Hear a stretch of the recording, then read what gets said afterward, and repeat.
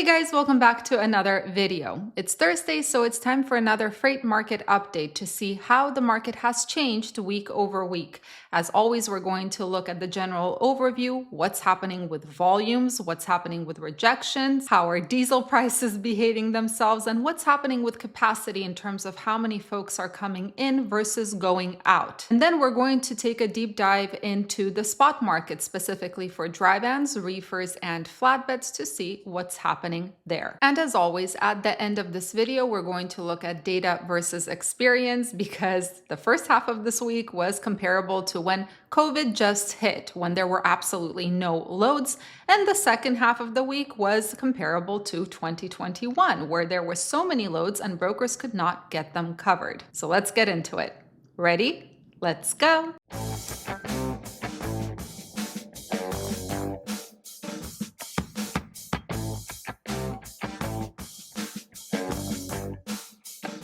As always, all the charts are going to be attached right here. Let's take a look at the general overview.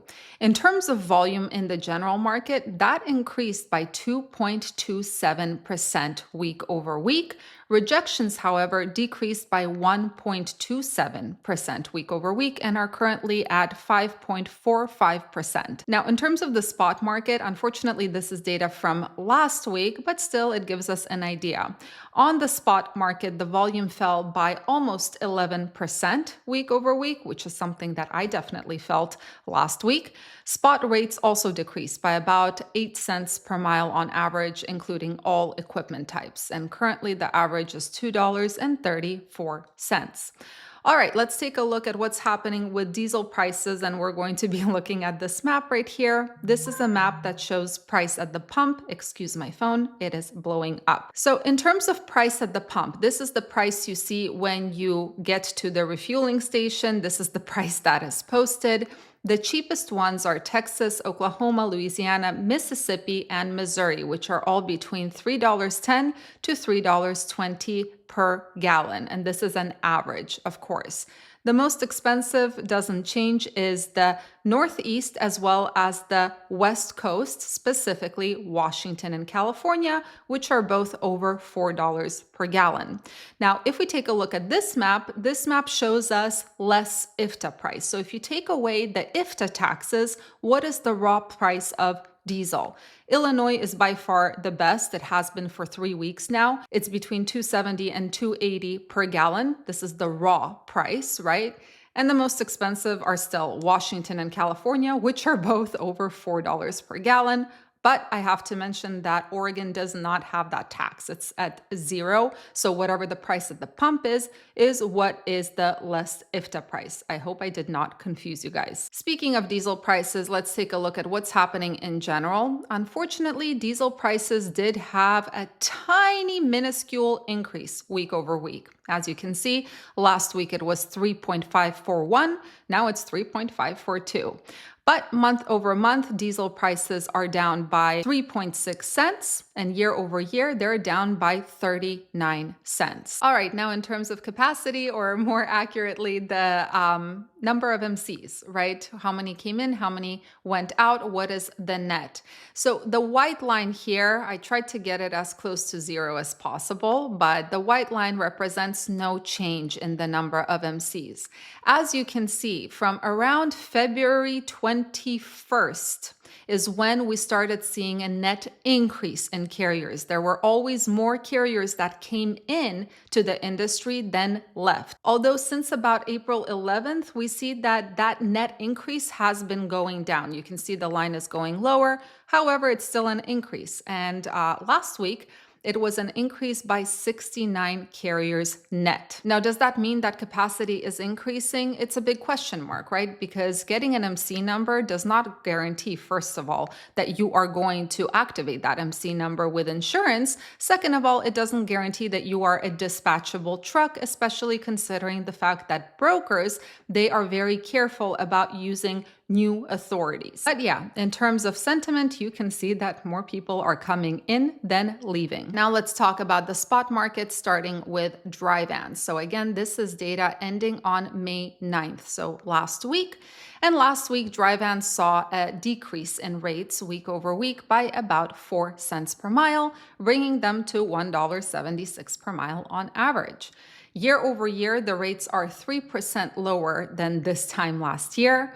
Volumes also decreased by 3.4% week over week on the spot market, and year over year, volumes are 7% lower than this time last year. Let's take a look at some maps. So this is the load map. The darker an area, the more loads come out of that area. California, Texas, Florida, Georgia, and Pennsylvania have the most loads. As you can see, the Plain States and the Pacific Northwest, as well as the Northeast, has pretty much nothing. And as always, if we look at it as a cluster of states, the Midwest and the South is where there are more loads for dry vans on the spot market. Now, in terms of capacity does tend to stick to where the loads are, although some of them do make the mistake of going to the Pacific Northwest, unfortunately, where it's a disaster for pretty much every equipment type. Let's take a look at load to truck ratios. So anything that is red, there are a lot of colors here, but anything that is a shade of red is overcapacity. But the darker it is, the more overcapacity there is. So for example, the Northeast, as well as Washington, Utah, Colorado, New Mexico, that is severe overcapacity. There are 0.2 to 0.4 loads per truck. Now, anything yellow is equilibrium. This is where there are about 1 to 2 loads per truck. And anything green, Georgia and South Carolina only, is 2 to 3 loads per truck. That doesn't mean you have to ignore states that are like pink, like Texas, Illinois, Ohio, because those states, even though there is overcapacity because of the number of loads, you do have a chance of grabbing something that maybe pays okay if you are ready to wait for all the other trucks to grab those crappy paying loads. All right, now let's talk about reefers. It's all red as well. So week ending on May 9th. Reefers saw a decrease of 7 cents per mile on the spot market, unfortunately, and year over year, the rates are 7% lower. Volumes week over week are 7.3% lower on the spot market for reefers and 12% lower than this time last year. Now, reefers, as I understand, are experiencing a mess because one of my business partners came across a guy who was hauling a frozen load, and that guy told him that he's hauling a 2-drop load, full truckload, frozen on a reefer for $1.30 per mile, which is a very big problem. Anyway, let's look at some maps. So obviously, reefers are not going to have the amount of volume that a flatbed or a dry van does. That is normal. However, in general, California, Texas, Georgia, and Florida, just like for a dry van, is where most of the loads are. I have heard that Florida became better because of produce season. So this is something that you should pay attention to and take a look at what's going on there. But in general, I would say it's the Midwest. Well, maybe a little bit of the South that has the loads. Capacity-wise, most trucks end up in Texas, but in general, capacity follows the loads. And in terms of the load-to-truck ratio, as you can see, the Pacific Northwest, the East Coast, Montana, these are not places to be. Again, anything pink, as long as there's load volume there, like Texas has a ton of loads for reefers, relatively speaking. Pink is something that you might want to consider, even though according to the load to truck ratio, it is a bad place to be. Illinois is one of them as well. Yellow is equilibrium. Light green, Idaho, North Dakota, South Dakota, Arkansas, Mississippi. This is 2 to 3 loads per truck. And actually Delaware has 3.32 loads per truck. However, considering the fact that Delaware is surrounded by places where the load to truck ratio is complete crap, I would say that that situation gets diluted very easily with deadheading trucks. All right, let's take a look at flatbeds. Flatbeds also saw a decrease week over week for the week ending on May 9th. It was a drop by 7 cents per mile on the spot market, although rates year over year are 4% higher. Now, volumes week over week also saw a decrease, 13.7%. Absolutely, that's what I felt last week, but they're 8% higher than this time last year. Now, in terms of the volume, most of the volume comes out of Texas and Alabama, but in general, it's the South and it's the Midwest where the volume is for the flatbeds, not so much the West Coast. I'll talk about Arizona in our data versus experience, but let's take a look at capacity. Capacity tends to stick with where the loads are. I'm honestly not sure why I showed the capacity map, because it always tends to stick with where the loads are. All right, let's take a look at the load to truck ratio. Most of the map is some kind of shade of red, as you can see. But again, I wouldn't give it too much meaning, especially the light pink places like Texas, Oklahoma, Illinois. If there are loads there, you are going to get a more or less okay rate per mile. I can tell you this from experience. If you're ready to wait, yeah, you might be able to grab a load. Now, a place like New Mexico, Colorado, Kansas, New York, the Northeast, yeah, maybe those are not the best places to end up in. Now, in terms of equilibrium, Washington, Idaho, California, Georgia, South Carolina, they are all between 1 and 2 loads per truck. I wouldn't trust the West Coast as much, to be quite honest. Again, we'll talk about Arizona in just a minute. Maryland has 2 to 3 loads per truck. Arkansas has 3 to 4 loads per truck. And Louisiana, Mississippi, and Alabama have between 4 and 8.35 loads per truck. All right, let's talk about data versus experience. So even though I do trust the data in terms of giving you the baseline, it is accurate, it doesn't consider things that are so important in our industry. So for the past month, I have been talking about how it's getting progressively more difficult to book loads. And this week, at least the first half of the week, was an absolute nightmare. We ended up in Arizona at the beginning of the week, and for flatbeds on the load to truck ratio map, you might have noticed that Arizona is an equilibrium situation, and that is absolutely accurate.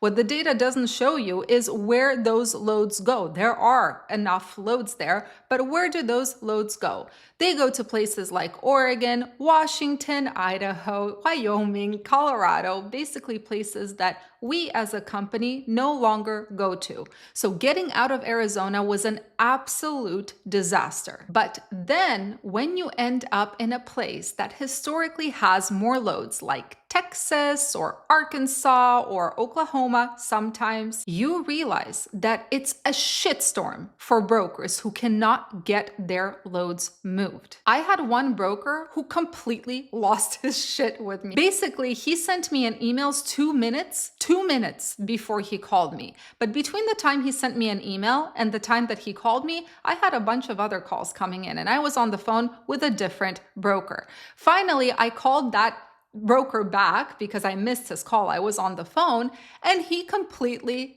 decimated me. What kind of business are you running? You're not responding to the email I sent you. You missed my phone call. I'm like, dude, do you realize what's happening? This was in Mississippi. I'm like, do you realize what's happening in the market? I was on the phone. What do you want from me? Look at the market situation. And to top it off, he had a completely crap load. So yeah, I sent him to hell. He sent me to hell as well. And we mutually agreed that we don't like each other. But following that, I ended up booking a over $5 per mile load. Short miles, it was something like $4.74 with deadhead. The gross was insane for those short miles. And that broker actually told me that he has been struggling this whole week trying to get his loads covered because there is no capacity. No one's looking at his loads. It's just been a disaster for him. Now, if you're wondering, well, what happened? Is the market changing? No, I think that what happened is it's Blitz week, and I think a lot of folks have decided to sit this one out more than usual because of the English language proficiency, and people don't want to be stopped and tested for English during